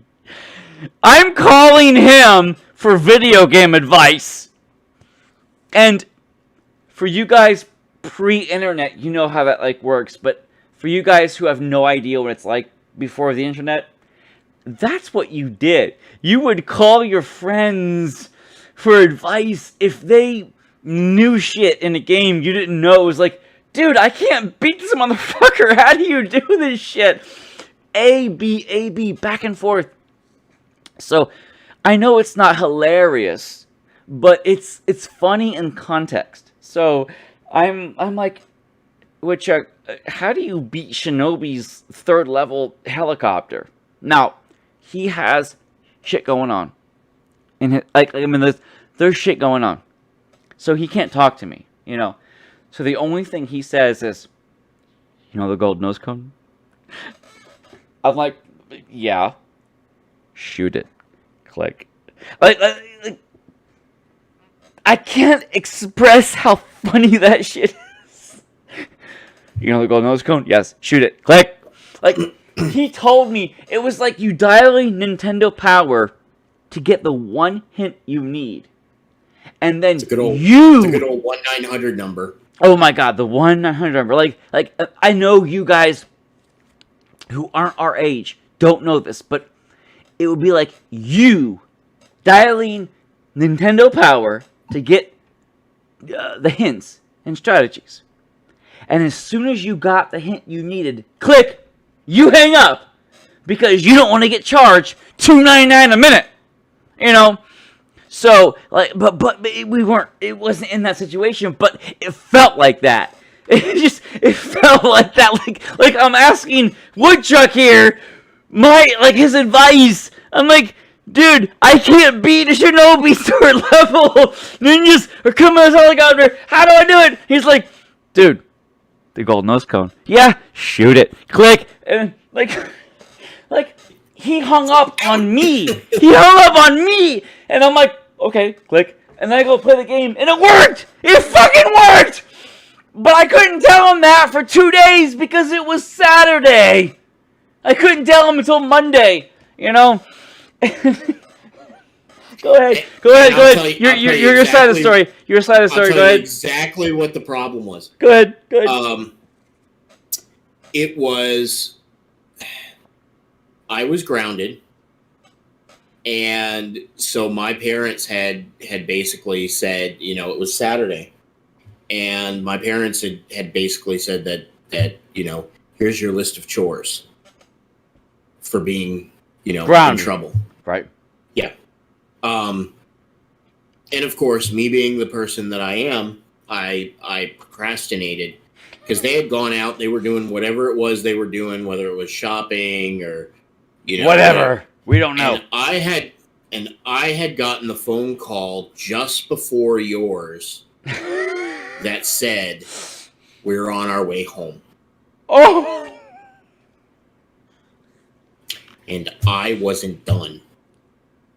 And I knew I was gonna get wrecked when my parents got home. He was gonna get cornholed if he didn't have that shit done. So my parents were on their way home. Now, how many minutes before they called that I called? I had literally hung up the phone, and like within 30 seconds, you called. Oh, that's even better. Oh, that's even better. I thought it was them again. That was the only reason I picked up the phone. I was gonna let it go to the machine. Right. Okay. We had the answering machine. I was gonna let it go to the machine. Now, don't forget, guys, this is my first hand information of this situation, and I am amazed. Keep going. And that was basically, they called. They said, we're on our way home. I was like, shit. Okay. And then the phone rings again. I'm like, it's gotta be them. And it's you. It's me. And that was like, you're explaining, I can't get through the and I was panicking. I couldn't get through the fucking. I got no time for this shit. He doesn't. You know Golden Nose Cone? Yeah. Just shoot it. And I was out. And to my credit, I did not get in trouble that day. I did manage to finish my chores. But I'm terrible with procrastinating. I didn't know that. I had no idea. I'm horrible. You guys firsthand are getting me. Oh my god, this is my reaction. Yeah. So that was why I dipped out. He dipped out so fast. I called him and it was 30 seconds and the conversation was over. If I remember correctly, I had to mow the backyard. Okay. And I had finished the front yard, but I was like, I was dragging my feet about mowing the backyard because the problem was our backyard was super, super dusty because in Florida, with it being dry so often, our backyard wasn't watered much. So it was a lot of dust. And plus we had dogs and they did. You had 2 dogs, 2 very big dogs. Yeah, we had well, this was before the Great Danes. We had a Chesapeake Bay Retriever. I only know you with the Great Danes. Okay. We had a Chesapeake Bay Retriever and we had an English Setter. I didn't have them for very long after you and I were kind of hanging out and stuff. Right. The problem with the Chesapeake Bay was he was part mining shovel. So, as far as like being able to dig under things, that dog could dig faster than a ditch witch and proceeded to, he would dig tunnels to the next state in about 3.5 seconds under the fence. So you couldn't contain that dog, basically. Right. We ended up having, for the dog pen, we ended up having to sink the chain link into the ground, and then we had to put concrete. So I had to, that was one of the things we ended up doing was I had to dig a trench along. Wait, you did it? You dug the trench? Well, my parents made me dig the trench, and then my stepdad came along and put some extra chain link along the bottom edge, and tied it up. but it went down below so that then they could pour in some concrete in the trench and then bury it over. So if he tried to dig under the fence, he would hit a chunk of concrete. Oh. So because as it was, he would dig under the fence. He would start digging under the fence, and he'd push the chain link away. Right. And he'd right under. Well, because of that, he would go under, and then the English setter would follow him. And then they'd find another place with the wood privacy fence around the yard, because we had a dog pen. So they'd get out of the pen, then they'd find a place in the yard, they'd under, and they were gone. And I kept having to find them. I kept having to bring them back. Well, eventually they ran away one time, and they never came back. So... Yep. I don't know. After that was when we got the Great Danes. Right, so. And then I knew him when he had the Great Danes. Now, the funny thing is that the first time I visited his home, he's pushing the Great Danes back behind him. And I'm not keen on the fact that they're protective of their family. I'm not keen on that. So I'm like, oh, look at the puppy.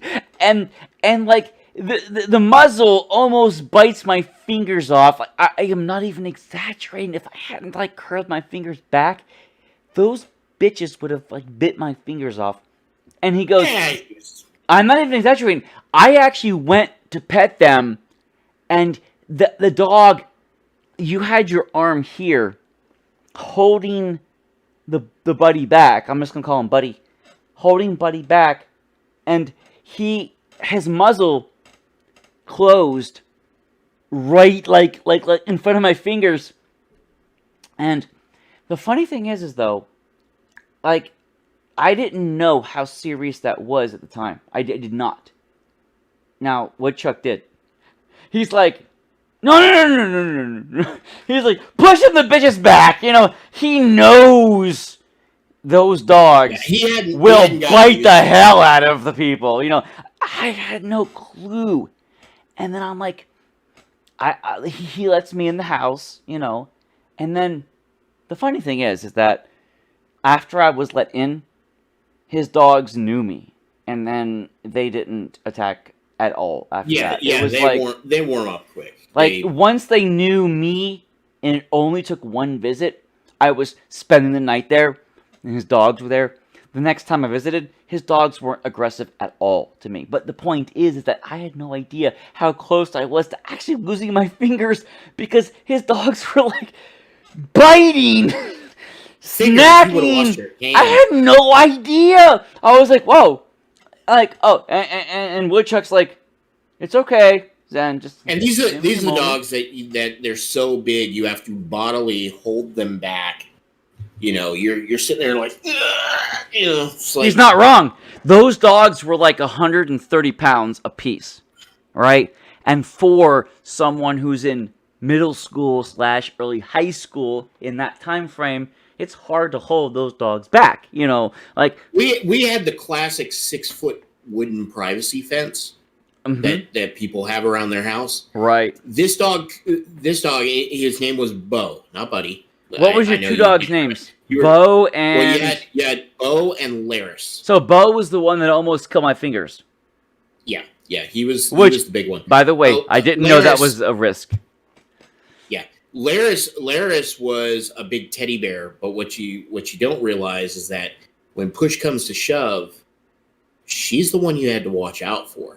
It's always it makes sense. The girls. It makes sense. It really does. It was always the girls. The big guy, Bo was great. He's aggressive. He's in the front, but if you push it really hard, she's gonna jump out your ass. Bo, and that was the thing is Bo would be up in your face, and he'd be doing the aggressive thing, and Laris would come in out of nowhere and clip your legs out from under you. Right. She was the one you had to worry about. I didn't know this. I did not know this as his friend visiting for the first time, and his dogs. He's trying to keep them like, okay. now I can actually project back and realize how comical it was. There he is, 13 years old, trying to hold these bitches back. Dog's heavier than him. He's all, I'm like, oh, puppy, roof. I had no idea what danger I was in at the time. I mean, I've had Great Danes, past that. I had Great Danes my whole life.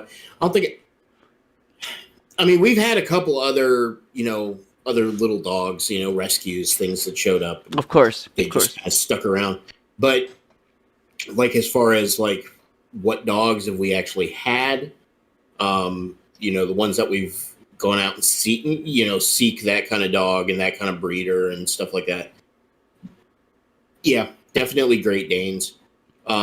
Danes are great social family animals.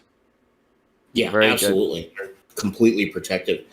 And also getting back to the topic at hand, quite capable of sitting down and breaking a console. Oh,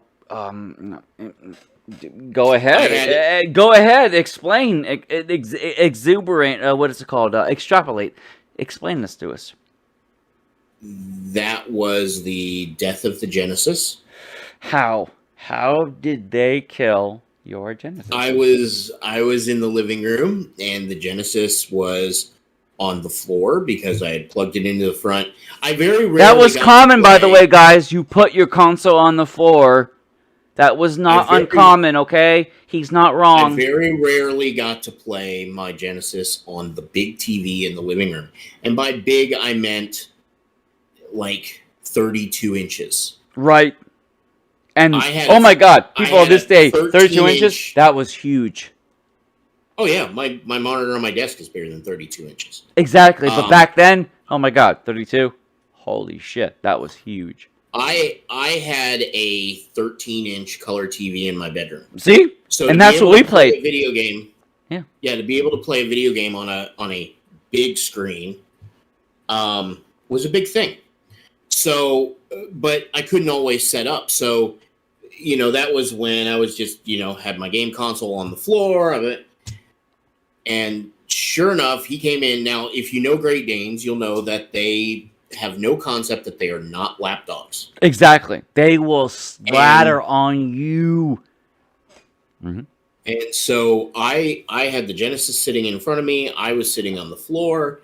I was playing Sonic the Hedgehog. And here comes Bo thinking... The one that almost bit my fingers off, by the way. Yeah. He's going to come over and he's going to hang out and he's going to, hey, what you doing? Hey, bitch. Scooby-Doo is accurate. Perfect. So, yeah, Scooby-Doo is a Great Dane, and Scooby-Doo is completely accurate with the personality of most Great Danes. It's like they're just big old goofballs. And this is new to me. This is new. Bo comes over and proceeds to get right in the way of me playing Sonic the Hedgehog. And I'm like, dude, okay, fine. So I start petting him, and he sits down. On the console. On the cartridge of Sonic the Hedgehog, top loading. Yep. Sonic the Hedgehog, and proceeds to smush the cartridge through the console. Basically, what he's saying, guys, if you don't know, Bo, his Great Dane, is putting his weight so far on the cartridge that it's breaking the motherboard, and it's pushing the cartridge through the contacts so far that it's breaking, it's physically breaking the internals. Oh, it pushed right through. It actually went through the bottom of the plastic of the console. So that was it. That was the end of Sonic the Hedgehog. So it's Sonic the Hedgehog 3 though. So it was, that was where that stopped. See, I didn't know that. I didn't know that. I never finished Sonic the Hedgehog 3 until I played it on an emulator after the fact. Yeah, if you guys don't know, in the early 2000s, emulation became huge. Because So he broke the cartridge too. So not only did he break the game console, but he broke the cartridge because it would never play. I put it in another friend's system who had a Genesis, and he it ruptured would never the, play. yeah, it wasn't only the motherboard of the console. He also ruptured the contact of the game itself. Yeah. Yeah. I eventually took it out, and he had cracked the traces, but they were cracked up inside the cartridge, so I couldn't see it until I took the game apart. So Did you ever fix it? that was, oh hell no. No, No, fucking I couldn't. I hadn't gotten to the point where I could solder worth a damn at that point. Mm-hmm. So it was like, nope, we're done. Nope. And Bitch is done. that was when I think genuinely I sort of threw myself into PC gaming completely. Was that before the Descent thing with me or after? Oh, it was after because you were playing the Genesis. Okay, that makes sense. Yeah. Gotcha. Yeah. So I mean, I had already started messing around with the PC, but I didn't really I hadn't completely committed to it, and that was where because I didn't have enough money to buy another console. Nobody did. So, we were broke as motherfucking. We were, yeah. Yeah. So, I never owned a Nintendo 64 for the longest time. I didn't until my adult life. Owned one. My parents bought a Nintendo 64 for my brother and my sister. After you're already gone from the house. No, I was still there. Okay. But it wasn't for me. Right. Gotcha. And then one day I managed to, we'd gone to a Blockbuster, and I managed to get one of their spare copies of Ocarina of Time for Nintendo 64. Right. And so I bought the spare copy. That was the one Nintendo 64 game that I had and didn't own the console. So whenever they weren't playing it, I was allowed to play it. That's my time. Yeah, exactly. Yeah. Perfect. Woodchuck has a different experience than I do because I had my NES and then I had my SNES. And did you ever own a SNES? No. See, I had a SNES. He didn't. Then 1 year before graduation of high school, my parents gave me a PlayStation. Now, for you guys who don't know, you had to make a choice. N64 or PlayStation. You could not own both.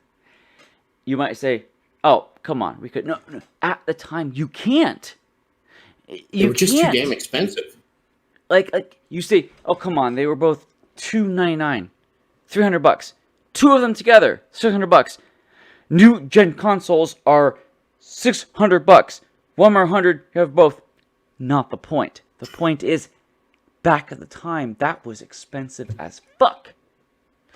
And you, as a adolescent gamer, adolescent being lower than 18 years of age, you had to rely on your parents to buy your consoles. And you can't, I'm stuttering because $300 back then was a lot of fucking money. Like, oh yeah. So I had a PlayStation. Woodchuck had Genesis. And an N64, maybe. But that was more for his younger siblings. I didn't have the N. That was for your younger siblings.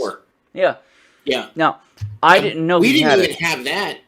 We didn't even have that for quite a while. So that by that time I was already into PCs.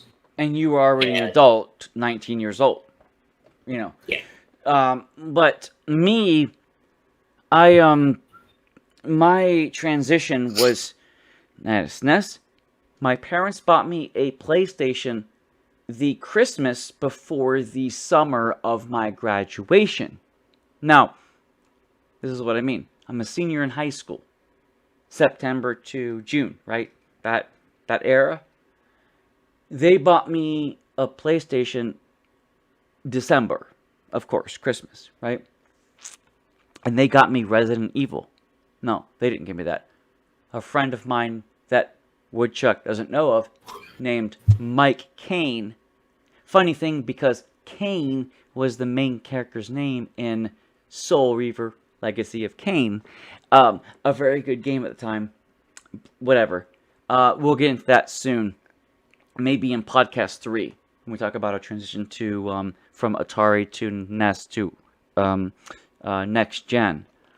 But I'm just saying that my transition to consoles were NES, SNES, PlayStation. Woodchuck's transition of consoles were, well, I had Atari too, so we both shared that. Atari, Woodchuck had NES too, but then he had Master System? No, Genesis. Okay. I never owned a Master System. Gotcha. He went from that to NES to Master Genesis. No Master System. I went from Atari to NES to SNES. So when he was in Master System, I was in SNES. And then, sorry for this, my thumb is sliced. So then, that's kind of when I knew him. And that's when he was doing the whole Descent thing with the zip drive. And that was where you went to PlayStation, I went to PC. Yes, and that was a huge transition. I went full bore. Yeah, I went full bore PC, and I started building my own PCs. That's actually where when I had my first job, that's what my money from my job was going towards. Wait, did you work while in high school? Yeah, I worked at Checkers.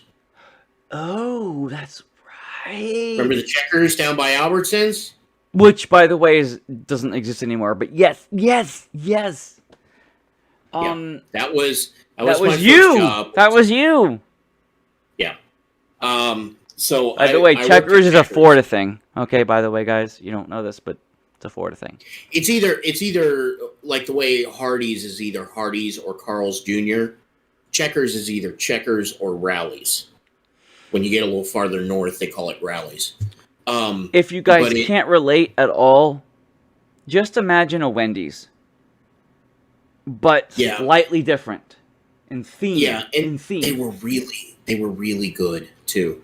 The burgers were excellent. Yes, Checkers was my favorite fast food restaurant as a teenager because I loved it. I'm like, their fries are unique, their burgers are great. Their shake machines never broke, McDonald's, and and so I love Checkers. Checkers was the thing, and he worked there. So that was responsible for me having enough money to start building my own PCs in high school. So between scavenging parts, because see, my stepfather at the time. At the time, he was working for. He had just started his own business doing computer stuff for offices. So I was looking into. He started bringing me home cast-off computers. He was looking out for your future.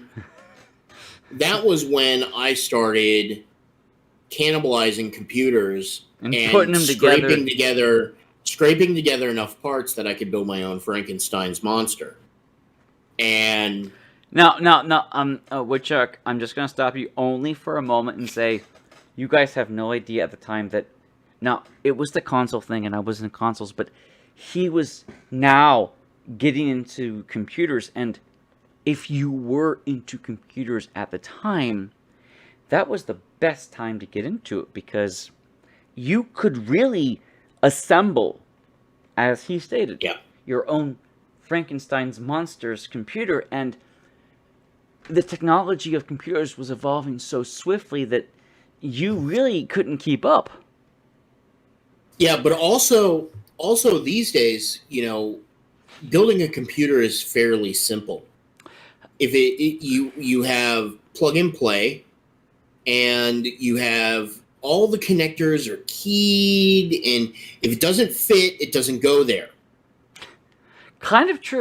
Kind of true. Back then, not every motherboard was compatible with every processor. But the pins lined up. Not all the RAM worked. But the RAM chips could fit in the slot, even if it didn't work. If you managed to plug in a sound card or something, you're having to set IRQ jumpers and memory addresses, and you're having to like nitpick all this stuff to get things to work. He's not wrong. And it was so complicated to learn how to use this stuff. You had to really read, right? You had to fucking read. You had to read a manual. There was a lot of stuff to learn. And it eventually got to the point where the first computer I built from scratch was a 286 with a 386 math coprocessor upgrade. That wasn't your black and type. That wasn't your black and white laptop, right? No. The one that I knew? No. Before or after that? Before or after that? No. That was the one you're thinking of, the one we played Death Track on. Yes. Was that before or after the Death Track laptop? No, this was before. Okay, so I got the Death Track laptop after, because I just finished building this computer. And then I got the laptop afterwards. And the idea was that I had lucked into this laptop. How did you get it? One of the doctors that my stepdad worked for got himself a new laptop, and this was the old one. Now, what year was that? What year was that? Let's give some frame of reference. What year was that? 1994, 1995, something like that, maybe. Okay, let's. It was pretty old. Now, you and I played D-Trek on my dad's computer in the garage on a flat keyboard, and that was a little bit after you had that laptop of the black and white. Now, my dad's computer. I'm the one that got you a copy of it. Yes, and my dad's computer was an x86 that had a turbo button at the time. Oh God. From 99 to 199. And right. Death Track wasn't meant to run at 199. So when we put the turbo button on, the bitch ran way too fast, which was funny if you put it on autopilot after everyone was dead. Yeah. Now, I know we're jumping the gun. Yeah, we figured out how to game the system. Yes, we figured. I told Woodchuck how to game the system. I said, yeah, Woodchuck, why don't you set the laps to 99 and kill everyone on the track and then run out of fuel? When you run out of fuel, you finish last. But if you're the only asshole on the track, finishing last means finishing first. So, like, I figured that shit out. And I'm like, dude, Woodchuck, just do that. And he's like, oh. It was such a skanky way to win. It was just... Oh my God, it was the best way to win. But I had the same problem with my computer, is that it was just, being a 286, it was just too damn fast to run, because this game was tied to the clock speed of the computer. Of 8086, yes. Of 8086, See, right. games back then, I don't want to cut you off again, but I want to give any viewer in the future a chance to understand that a lot of games were programmed with shortcuts in mind. And a lot of shortcuts were designed to clock speed. Because they knew, okay, at the time they knew, that clock speeds were limited. So if you... They weren't just limited, they were static. Exactly. Oh my God, exactly. If you had a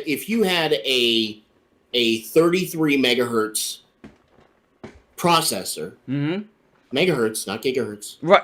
Yes. If you had a 38 megahertz processor or 33 megahertz processor, it was always going to run at 33 megahertz. It didn't get faster. It didn't get slower. It there was no there. such thing as dynamic clock speed, which there is now. Static. Static. Processors with boost or whatever, and so it would always run at that clock speed, unless you had like a turbo button, which could double the clock speed. That's all it did. That's all it did. Yes. And so when you did that, you would end up with games like Death Track that would just, they were designed to run at 33 megahertz but you push turbo and it runs at 66, you physically couldn't work. You physically couldn't play the game at that speed. No, you just run off the track because you couldn't turn. But the games on auto could play itself at that speed. Yeah, the cars had autopilot, so you did. You could actually hit autopilot on Death Track, and it would do its thing. So you could kill everybody that was on the track, destroy their cars, to the point where you were the only, because they were your competition. Out of contention. Yep. They were completely out of contention, and you might have gotten a DNF, but the DNF did not finish. Is what he means. Did not finish. Yeah. Right, but that would still put you as last place, but last place meant first place. Right. Only if you lapped the rubble on the track. For instance, if let's say NPC A completed 3 laps of 5, right? And then you killed them, but you as a player only completed 2 laps of 5. What you would have to do is lap the rubble on the track. Once you lap the rubble, you would take their place in position. Right. It seems weird, but it's exactly how the game worked. Position was related exactly to how many laps the car had completed, regardless of whether it was rubble or you. And I figured that out. I don't know how I did, but I gamed the fucking system. And I'm like, Woodchuck, set your laps to 99. Kill every motherfucker on the track. And then run out of fuel after you lap all the rubble. You will, in fact, win every time. And you do. Yeah. Like that was us, but that was me. I think we stopped playing shortly after that because there was no longer any point. There was no challenge at that point. There was no challenge in the game anymore. Right. It was fun until we learned how to game the game. Now, today, there would probably be... Now, there is a game called Death Track, whatever, but I bought it from Steam, and it's horrible. It's the worst game ever. Don't buy it. It's shit. Well, the original game was shit too. So yes, but the original game was still entertaining. The bar was really low. The bar was... He's not wrong. The bar at the time was so low. It was like, Death Track is awesome. Because we've never seen anything like it before. We never had anything better. And that was the bar for combat... intensive combat driving racing. Right.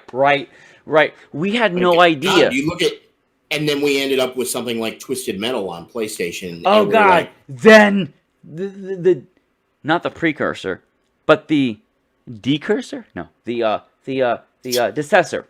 The decessor of Death Track was Twisted Metal, where you would play some random dude, and like my friend, he loved Twisted Metal. That was his baby. And that if you played Death Track and then you played Twisted Metal 5 years later, you would say, this feels like a successor to Death Track. It feels right. It feels like this game is trying to take Death Track to the next level. But you have to be wrapped up in the time of us playing Death Track and then playing Twisted Metal. And then we say, this feels like a successor. I don't have any clue if that was their intention, but it's what it felt like if you played both. And Twisted Metal, I played it religiously for 4 months, but not with Woodchuck here. I played it with a friend of mine, Alex, and his friends Mike and Mike. Woodchuck here, he wasn't part of Mike and Alex's censure of friends, but although Alex later became a much closer friend because we ended up both working at Dell together.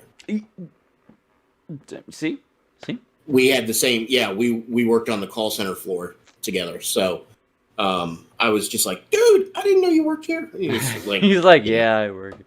Alex, my friend Alex and Woodchuck, who met him later. Alex was like 6'4", big old fucking huge. blocky asshole motherfucker. Like you don't have any idea. This motherfucker was just Sasquatch. a tank. Yeah. And that's what he was. And his mother, 5'0" ginger girl. And his father, I'm being serious. And his father, 6'6" brick house motherfucker. So like you have this dynamic of these two people fucking to make Alex and his brother. Alex took after his father, 6'4", and his brother took after his mother, but only during high school, because I hooked up with him after high school. That motherfucker had a growth spurt. He was the short mother. He was the shortest asshole you'd ever seen. He took after his ginger mother because he was ginger. He was a redhead motherfucker, and he was right there. But after high school, he sprouted to 6'6" himself. That motherfucker. I'm like, the fuck? I thought I was bigger than you. You asshole. And me, 5'11". I thought I was bigger than him. Alex 6'6". Alex was still one of the biggest guys on the call floor there. Oh my god, he's a brick shithouse. And his brother, again, his brother was still short. But his brother had a late growth spurt. No jokes at all. Just like after 18 years old, the motherfucker just went like, I was like, how? Because men, as you know, we can have growth spurts from 18 to 24. And he did. He was a late spurter. And that motherfucker grew. And I'm like, Eric, oh my fucking god. The bitch is bigger than me. I'm 5'11". The bitch is like 6'3", like right here. Alex is like 6'6". Like Alex is here. His brother's here. I'm here, right? Like, I don't get it. Because his brother was always the short midget of our entire encounters. He was the little midget. And I'm like, how? Because I thought you took after your mom. 5'0", ginger, freckle face. Everyone thought you were gonna be 5'8", nothing. Motherfuckers like took after his dad after all. I'm like, fuck you, you asshole, fuck you. And both of them are married, by the way. So like they got it right. And like Woodchuck here doesn't know, but I'm just saying, like I'm giving him closure. Alex's brother like caught up to him, and then they both married. So yeah, nope. They had. He was just a late bloomer. Okay, he's like Beast from the X-Men, late bloomer. So that's all it was. And I'm jealous because I am 5'11" and have never gotten past 5'11". ever in my life. So, Well, I don't want to hear it. I'm stuck at 5.6. yeah, but So I give you were you the you were benefit of the doubt always taller because than me. yes, but Woodchuck, your charisma is 10 times more than mine. I'm not even gonna exaggerate. His charisma. If you met us both at a bar, you would be magneted to him more than me, because he has this thing about him. He doesn't think he does. He doesn't think he does. No. But we see it.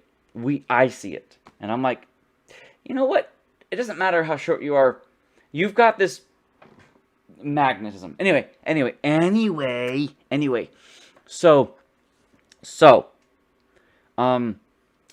we both did have Atari. We both did have Nintendo, but he went Genesis. I went SNES. He would stay the night at my house, play my SNES. We had the best nights playing Ultimate MK3. Oh God. I really want your opinion on that. We rented it from Blockbuster, took it home, and now Ultimate MK3 had problems.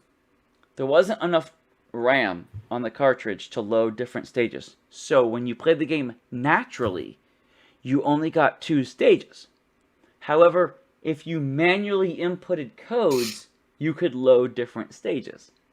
So Woodchuck found those codes, and we would manually input different stages. And there really were like 6 different stages, but the RAM chip wasn't powerful enough to cycle the stages. It was like such a mess. Oh, it was a mess like crazy. You guys, I don't know if you could appreciate how much of a fuck up Ultimate MK3 was for SNES. But it was. It was horrible. But Woodchuck had codes. Because they put it on the arcade. Exactly. And the arcade was in the bowling alley. Remember? Bowling alley? It was there. Yeah. We played it. They put it on the arcade, and then there was so much pressure to try to bring it to a console. Yes. But oh God. The console hadn't caught up. It wasn't powerful enough. Right. So Ultimate, I thought there was a PC release of it. Oh, there was, but later. Much later. Yeah, but Ultimate MK3 never had a console experience that, on Super Nintendo, which I think didn't they end up bringing it to PlayStation? Yes, with the anthology. Yes, they did. Yeah, so it wasn't until then that they got it right. They did fix a lot of the memory issues. Yes. And the PlayStation had so much more flexibility in that aspect. Well, yeah, 650 megs as opposed to a SNES cartridge of 32 megs. The only thing that sucked was the load times were positively horrendous.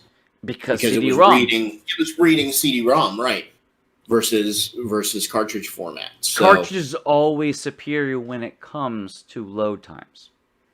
Yeah. Say what you will about cartridge, and they're probably justified, but the one thing cartridge has over ROM data is that it instantly loads. There is literally no wait time.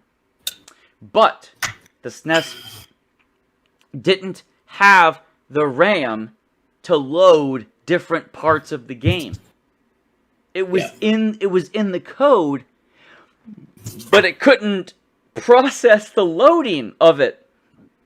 That's really weird for you guys to understand, but it's true. If you have 6 different levels of a game, right? You need RAM to load each level. Each level was programmed into the SNES cartridge, but there was only enough RAM to load 2 levels. Yeah. That's it. And those levels would cycle. The only way to get new levels was to put in a code. And the magazine told us every code to play every level. So we're like, let's play the street level. Let's play this level. Let's play this level. And it was like, it was fun. It really was. It was entertaining to know that we could put in codes to load different levels. But what we didn't know was that was because it was the worst port you could ever imagine for a console. The worst port. And it was because of that, it was so buggy, so goddamn buggy, that Woodchuck over here had a cheapathon. Remember cheapathon? This motherfucker had a lineup of characters that he knew. Now, don't forget, at the time, we didn't understand what frame rates were. Frames of animation. We didn't know that certain characters could have an advantage because certain characters could punch in 2 frames instead of 4. And if you punched in 2 frames, you had an advantage. Now, we get it nowadays. We really do. And programmers nowadays really do get it. And they really take into account frames. But back then, if you picked a certain character combination with more frames of animation, you were fucked. And Woodchuck motherfucker over here, he knew the characters. We both knew the cheapest characters to play because we just played them. And one time, if you pushed up and A, it would randomize your 5 characters because we did the 5.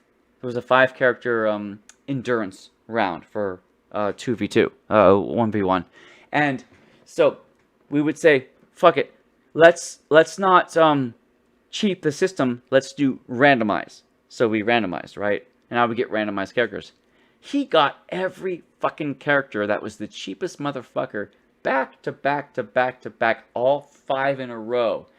And this motherfucker, the only thing he does is he looks at me and goes, cheapathon! And I'm like, fuck you! Because he beat the fuck out of me in that fucking round. Because we didn't understand frames again. But he had the cheapest assholes. It was literally every character slutty move that had the cheapest, shortest frames of animation. Every character, back to back, all 5 of them, the cheapest 5 characters in a row. And I had the normal to spray. I had some cheap characters and some normal characters. And I'm like, okay, fine. And he goes, cheapathon! I'm like, fuck you! Fuck you! And generally speaking, you were better than me. I was better at the game, but you still had a cheapathon. So if you ended up getting... If I got the cheapathon, I would kick your ass. If you ended up getting one of those characters that was just, just super cheap. Now, again, guys, don't forget, we as players, again, didn't understand frames of animation. We had just played the game enough to know which characters were cheap as fuck. So, it's true. I was better at the game than him. You would get me, though. You would get me though if you ended up with one. So it would take me 2 or 3 characters to get through one of yours that was just really slutty. Right. And so that was how that the cheapathon ended up being competitive. Was you had like 2 that were part of the cheap lineup, but 3 that were horrible for that lineup. Yeah. Yeah. So I'd get through like 2 of your guys with one of mine, and then you get a cheap one, and it'd take me 3 guys to get through yours. It's like, so he's right. He's right. We didn't understand what it meant to be cheap, but we just knew characters were cheap. We knew which characters was like, oh, you can't be that character. That's horrible. And like for Ultimate MK3, I know like a couple of them. Melina was a cheapathon character. Shang Tsung was only if you could perform his frame he had perfect. To do his transformations. Yeah, you had to do his frame perfect transformations, but the NPC could. So Shang Tsung was a cheap character if you could NPC him to death. But Melina was, and I think Sub-Zero was because he had fewer frames than Scorpion at the time.